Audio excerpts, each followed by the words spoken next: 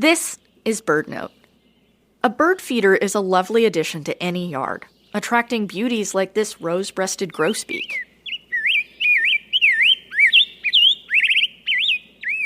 But buying enough birdseed to keep all those birds satisfied can run up a big bill.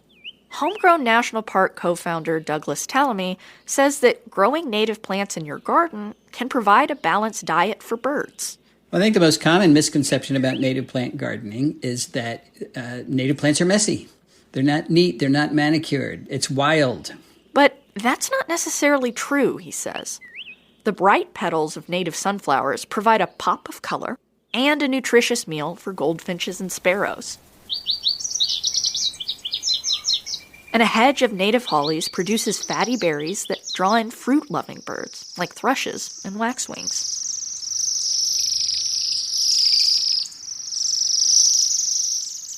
Tallamy wants to show gardeners that native plants can be a beautiful and functional way to promote biodiversity and feed the birds at home.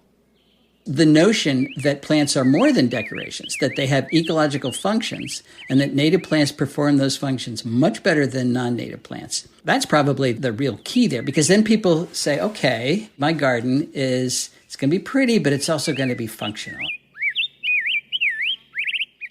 To learn more about Homegrown National Park and how to take part in their simple grassroots solution to the biodiversity crisis, visit birdnote.org.